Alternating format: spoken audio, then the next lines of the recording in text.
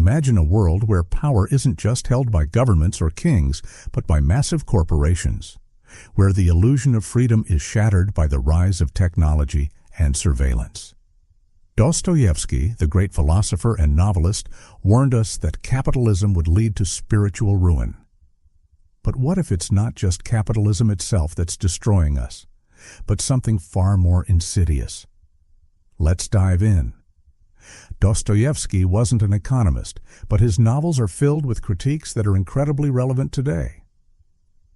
In works like The Brothers Karamazov, Notes from Underground, and Demons, he highlighted how capitalism doesn't just enslave us economically. It consumes our very souls.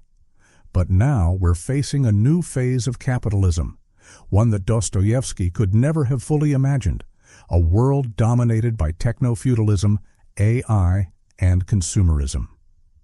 Let's explore this dark future and how it mirrors Dostoevsky's warnings. Today, we'll uncover 1. Techno-Feudalism, the new dark age of capitalism. 2. The end of growth, why capitalism is eating itself. And as we move forward, we'll explore the deeper consequences of these systems in the next point. 3. The philosophy of despair, why modern life feels empty, how capitalism leaves us searching for meaning.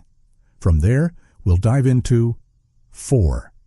AI, capitalism, and the death of human creativity. How the rise of technology is stealing away our human creativity. Finally, we'll look at how this all plays into 5. The hidden hand, how the elite manufacture consent, the invisible forces controlling our thoughts and actions. All right, let's begin. First, techno-feudalism, the new dark age of capitalism. Dostoevsky warned that capitalism would lead to a new form of slavery. But today, we see a system even more insidious. Techno-feudalism. Modern corporations have amassed more power than medieval lords ever had. They control the digital infrastructure that shapes our daily lives, creating an illusion of freedom. But are we really free? Or are we just cogs in a machine designed to extract our data and profits? Can resistance even be possible in this new world? Or is this our permanent system? In The Brothers Karamazov, Dostoevsky illustrated the concept of money as a modern god. Now, technology has become that new idol, and we worship at the altar of our smartphones and social media, believing we have control over our lives, when in reality, we're being manipulated by invisible forces. 2. The end of growth. Why capitalism is eating itself. Dostoevsky warned of the dangers of a system obsessed with profit. But what if the very logic of capitalism leads to its own demise? The idea of infinite growth in a world with finite resources is a contradiction. Capitalism, like a cancer, continues to expand, consuming everything in its path. But at what point does the system stop serving its own interests and start devouring itself? Dostoevsky's critique aligns with the modern debate around degrowth. Is it too late for capitalism to reverse its course, or is the collapse inevitable? Next, the philosophy of despair. Why modern life feels empty. In his works, Dostoevsky explored the profound emptiness that can arise from a life lived solely for material gain. Modern life feels increasingly hollow, a product of late-stage capitalism.